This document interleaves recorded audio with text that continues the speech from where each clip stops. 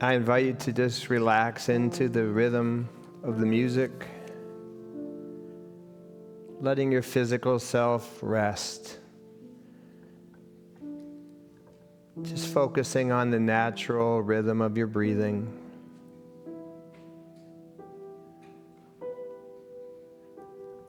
Letting that calm you. Inspiring the sweet breath of spirit and feeling that sweetness just fill your chest and move out through your arms into your fingers and out. The flow of spirit moving through your heart center and on down through your body, through your legs and through your feet, grounding you to the sacred Mother Earth.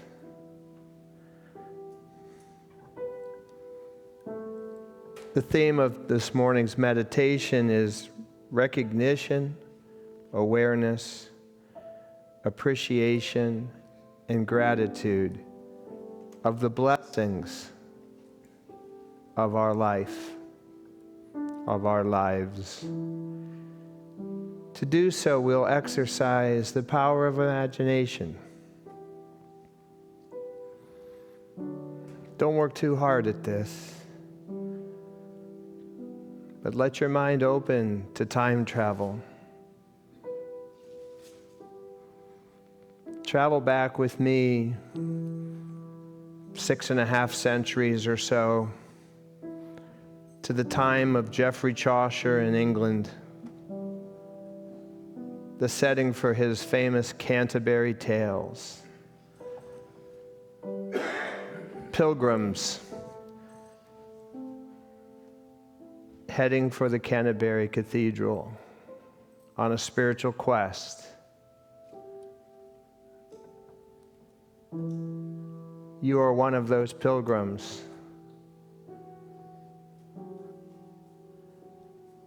What is it like 650 years ago as you walk along the path?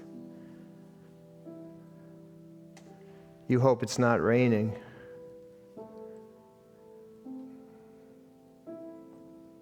You see people in fields, and you realize you are one of the special, privileged people because you are able to leave your home and travel. Many of the people you see will never go more than a half day's walk from where they were born, tied to the land and tied to the Lord. You have a little more freedom. You can go on your pilgrimage.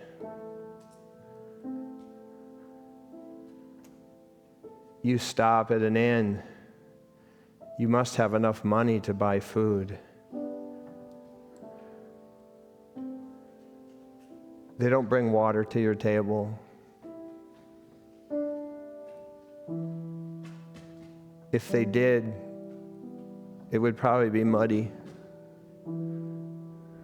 unclear.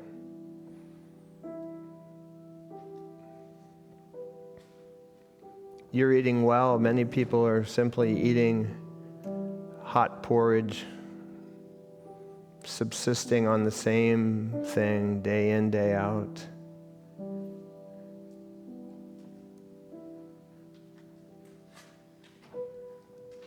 You noticed two things as you're traveling. One is you notice it's very quiet.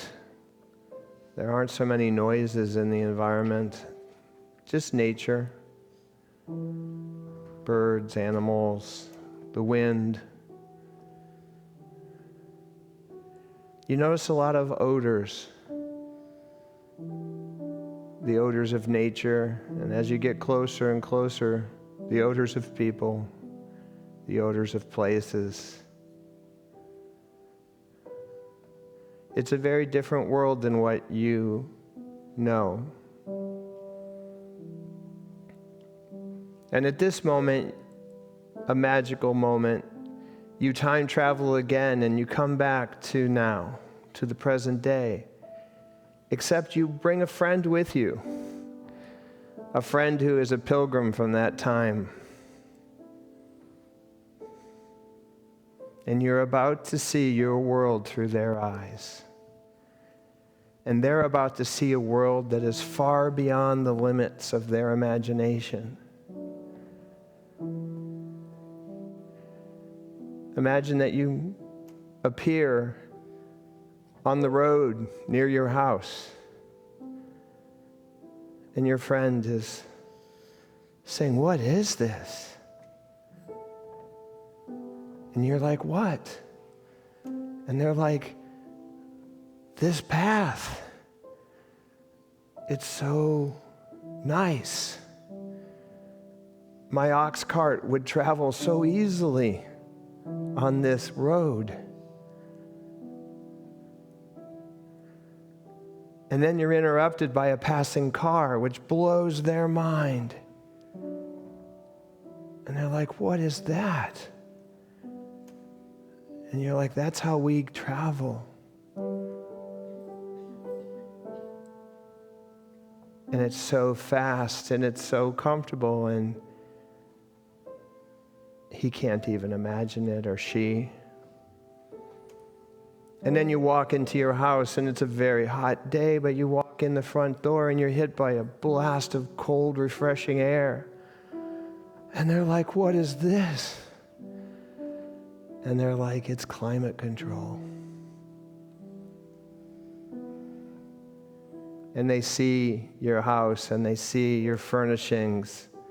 Some of them are vaguely familiar until they get to the kitchen and you turn on the water and the water comes out of the spigot and it's so clear and clean and fresh.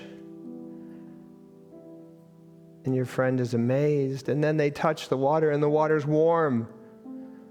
And they're like, "What is this?" Warm water. Eventually your friend needs to use the comfort room. Doesn't even know there is one until you show them, and they're like, "Oh my dear, this is so amazing." And they see how you live. And then they hear a sound and you pick up a box, a small box, and put it to your ear and start talking. And they see your phone and the magic, witchcraft even, that is coming from it.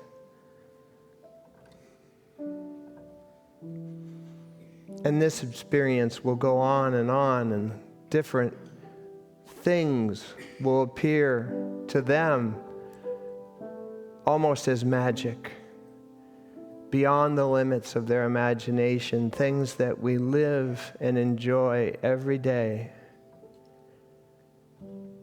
So routine that we can almost not notice them.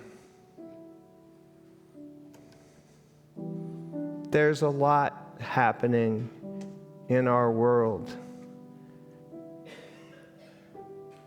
and it's changing quickly and growing and expanding, and sometimes it's overwhelming. And yet in our experience, if we can just take a moment to see through the eyes of another, how wonderfully blessed we are. And if we can use our imagination to expand our appreciation and start to see how no matter what troubles are before us, we are in a wonderful position to move forward in actualizing our dreams. What a blessing it is to be now, here, at this time, our time, living expressions of the Creator of all. Amen.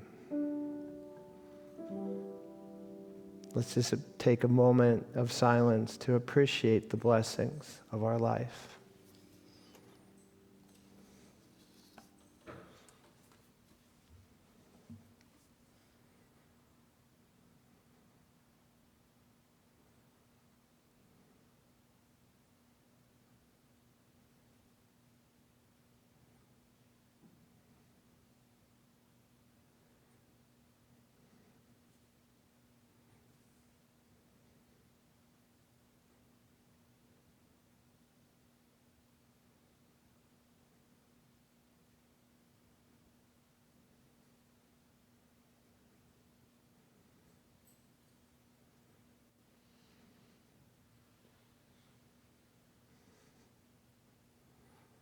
And while I enjoy the comforts of all the products of others' imagination that have enriched my life, I most strongly appreciate the gift of my own life and all of you who I share it with.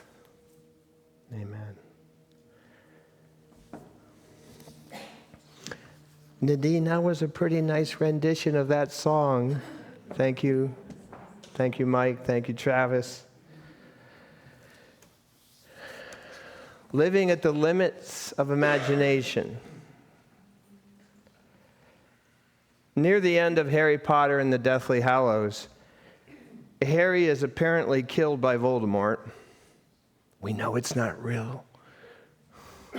But he's apparently killed by Voldemort, and he finds himself in a place between the worlds of the living and the dead, where he meets up with the departed Dumbledore, and Harry asks, "Professor, is this all real, or is it just happening inside my head?" Dumbledore immediately responds, "Of course it's happening inside your head, Harry. Why would that mean it's not real?" I don't know if you saw that movie, but you can Google that clip. The power of imagination. I'm going to introduce two books to you today, but only one of them has a visual. This one is called The 12 Powers. And I bet you can find it in the bookstore. Because that's where I found mine. I have two copies, but I already lent the other one out. Charles Fillmore, of course, is, I don't know if the founder is the right word, but certainly an originating energy of the unity movement. And Cora Fillmore, his second wife, they both write, and this was not a book that was written about the 12 powers. It's just during the course of Charles's life and Cora's, they were prolific in writing their thoughts and ideas, and eventually somebody curated, collated, and organized those into a form that is a little more easier for me to use. Just another blessing, the imagination and efforts of somebody else coming to bear fruit for me. But in the chapter, it's chapter 7, the work of the imagination in regeneration. These are Charles's words. When the faculties of the mind are understood in their threefold relation, spirit, soul, and body, it will be found that every form and shape originated in the imagination. It is through the imagination that the formless takes form. It is well known that the artist sees in mind every picture that he puts on canvas. Man and the universe are a series of pictures in the mind of being. God made man in his image and likeness, and man in his turn is continually making and sending forth into his mind, his body, and the world about him, living thought forms embodied and imbued with his whole character.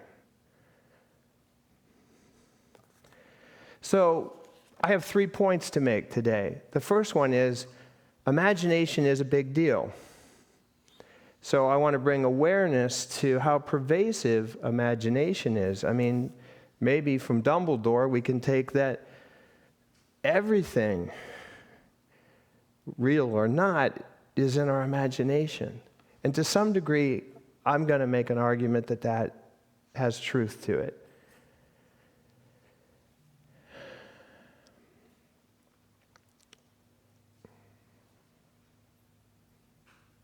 The second thing I want to bring to attention, after we have the awareness of the pervasiveness of imagination, is the value and the productiveness in nurturing that imagination and turning it into the actualization and realization of the experience we have in life. So it's there, it's worth working on. And then how do we do that? That's the third element. How do we practice? And how is it that our spiritual practice, which is what we're here to honor, informs and embodies that use of our power of imagination?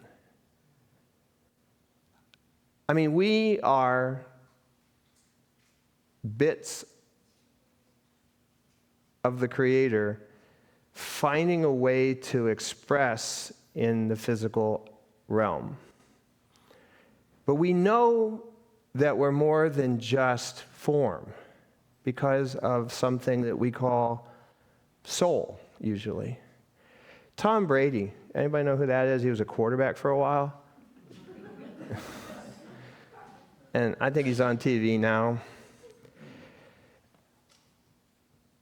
Apparently he had his dog cloned. I'm thinking, well, that's kind of fascinating. Talk about blessings and technology and things that stretch the limits of imagination. But I wonder about the dog. Because I have a dog and I love her. And I thought, would I want to clone her? And if I did. So what I'm curious about Tom's dog is I never met the previous dog, but I wonder if you meet both dogs, are they really the same dog? Like the genetic blueprint might be the same, but do they have the same personality? Do they have the same expression? Because so much of the relationship with the dog is the dog's attitude. Their attitude, their expression. And I wonder, this to me is an interesting study. I thought about calling Tom, but I'm not sure if he'd take my call. But I'd like to know, and if they're different, and I perceive, or I'm going to predict that they are different, because you know what? You can replay the genetics, but the soul comes from beyond the limits of the physical replication. And I'm guessing that dog has its own joie de vivre, you know? Its own joy of life, its own way of being. But I wonder, because I don't think we can replicate the soul. Each and every one, I mean, we are so alike, really. I mean, 99.999% of everything about us is exactly the same genetically. But look around the room. If you want to, you don't have to. I'm looking around the room, and I'm seeing everybody as unique. And I haven't even spoken to you yet. That's just at the level of appearance. But as I get to know you, I'll know the depth of the uniqueness of you. You are very special and very different. And how you choose to unfold that uniqueness is at the beck and call of the power of your imagination. Cora, we got to get to Cora. I love reading her writings because they give a different perspective than Charles's. And you know, some people kind of say, well, you know, Charles is the father energy and Cora is the mother energy, and there's probably merit to that. Also, they're just two different souls interpreting things differently. And Cora's is quite amazing. She says in the beginning of her thoughts, divine imagination is the chisel the chisel we wield in molding the paradise of our inner thought kingdoms. While in the silence, therefore, the thought forms we permit to be imagined or to be imaged. The thought forms we permit to be imaged in consciousness have as great an effect on our lives as our spiritual realizations. As a man thinketh, or as a woman thinketh, so she is. Or as Marcus Aurelius, one of my favorite, the philosopher emperor, says, we are what our thoughts make us. Is everything imagination? I've been thinking about that for about a month now. So that word brings me to where is the difference between imagination and thinking? And is thinking part of imagination, or is it separate? I don't want to go crazy sifting through that, but I invite you to do your own study. If you do look it up, you'll see that they'll say that thinking and imagining are very different brain cognitive processes. But they talk about when you imagine, and they're focusing on the image part, they say that your brain and whatever it is that does it, it actually sends messages to your optic nerve as though you're seeing something. So when you're seeing something inside your head, you really are, you're seeing something. Your optic nerve is stimulated. It's just somehow your body knows it's not real. It's imagined.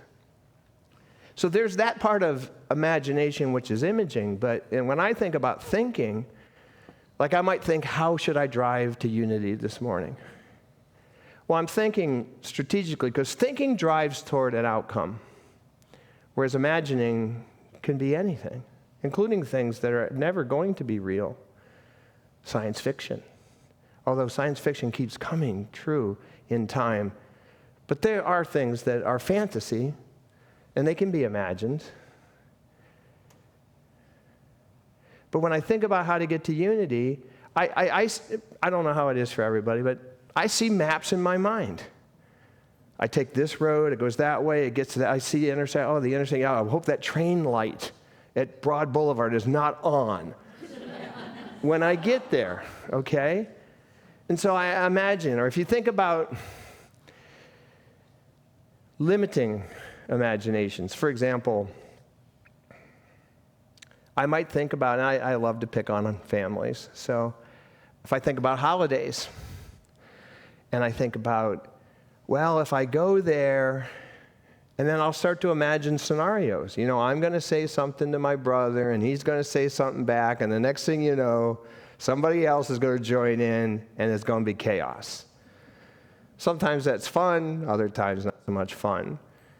And so I can actually start to build up what I call the dread factor, which is because I'm imagining something that I might do, and I'm imagining how it might play out, and I'm actually having I'm seeing that imagery in my mind, and I'm having visceral reactions to how that might be.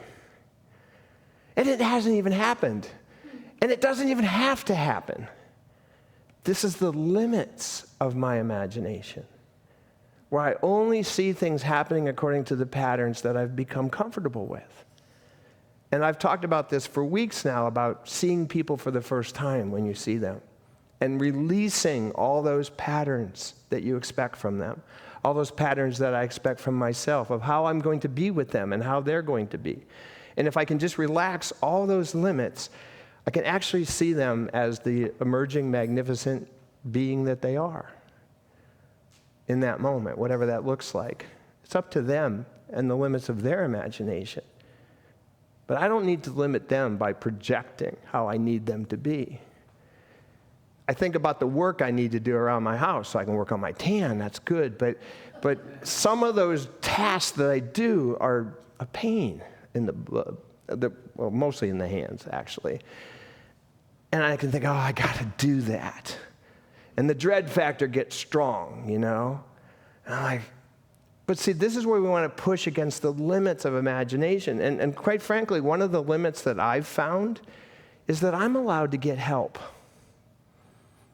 And that has been a limit that I have struggled with. Figuring out how to even realize that I can get help, and then realizing how can I ask for it, and then how can I allow it. And who can help me and still maintain my standards of perfection? I can help you. No, that's fine. I got this. Because it's got to be done a certain way. But then someone will show me if I can push through the frontier of the boundary that I won't go beyond. Boundaries and limits are two different things. Boundaries are a decision that I make. I won't go beyond this point. I've learned that I need to establish that boundary. But it's a thinking process. It's a decision. Limits are things that I don't even know I can go beyond. And a lot of times, limits are based on faulty decisions. We have an experience early in our life, and we have a certain outcome. I get bit by a dog, and then for the rest of my life, dogs are bad. I meet a lot of people, they love my dog. My dog is wonderful, but some people do not want to be near my dog because they're just scared of dogs. So they have a limiting belief based on maybe something real. Beliefs of threats is a big part of how we limit ourselves. And so you have an idea of a threat. Let's say it's a real threat. So you imagine a real threat. There's a rattlesnake right here. That's a real threat. If I do nothing but stand in the presence of the threat, I call that living in terror, at least high anxiety. So as we think about our imagination, because you're always imagining threats, that's part of our anthropological evolution of how we meld with the physical world. So you have the first level, which is real threats that I see but choose not to do anything about, but still worry about. Not healthy. Then you have, so that's the living in terror. Then you have the moving through it. Real threats that you imagine, you're aware of, and then you figure out how I'm going to respond to that threat, how I'm going to move through that threat, how I'm going to deal with that. And one of the things you have to do is you have to stop your limiting talk. Like, for example, I've gotten more friendly with snakes. I have a pet snake. He does not live in my house. He's much more open. He lives in my creek, which I sometimes call a crick. And that pushes against the limits of some people's imagination. What are you talking about? Is it in your back? No, it's it's a creek. It's a crick. Depends where you live. The snake lives there. I'm out there doing my weed whacking this week, and I'm up against it. I got my foot up, and I'm doing the thing, and I look down, and there he goes. He's about this long. Luckily, I didn't see him when he was going through my legs. He was already through, and he did not want to stay. But I'm like, but I used to freak out, but now I'm like, it's my friend. A lot of times when I'm out working on the crick, because when I'm working on it, it's a crick, and then otherwise it's the Cooper Creek, named in honor of my previous dog. But now he's my friend. And I realized I just adopted this belief. So one of the things that limits our imagination is that we commit to beliefs. Because, the thing is, imagination is unlimited, so we're all over the place. So how do we rein it in? Well, thinking's a process that helps us rein it in to get to conclusions. Otherwise, who knows? It's just, he's got all kinds of ideas, but he doesn't ever do anything with them. That's where imagination meets creativity. Imagination's the idea, creativity's bring it into realization. I know there's a lot of words here, but where does the spiritual basis come in? Well, affirmations and denials is a really useful tool that we use in Unity, and we're not alone in using them. The thoughts that you imagine that are not in alignment with your dreams, starve them. That's the denials.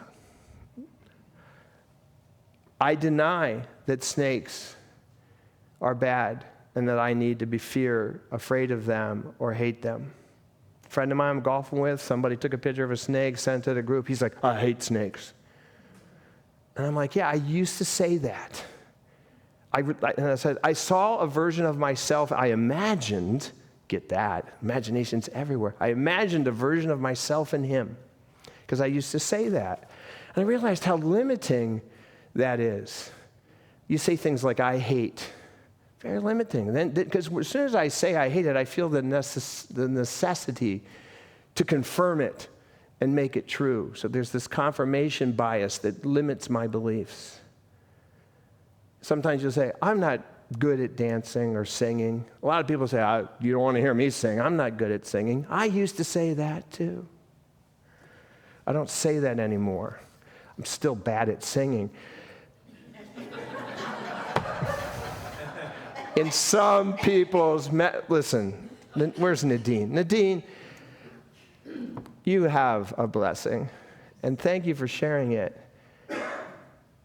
My blessing's different than yours.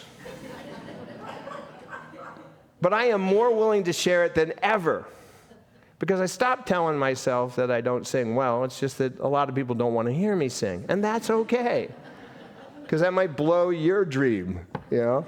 I was imagining wonderful chorals of angels, and then Bruce sang. But, you know, I heard who's that, Chris Christopherson. I mean, some of these guys, Willie Nelson, they don't necessarily have great voices, but they have a distinctive way of communicating. And you know what? There's beauty in everybody's expression. And that's the message I want you to take home. There's beauty in your expression. So don't say things like, I'm not good at, just to protect yourself from judgment. We're already judging you.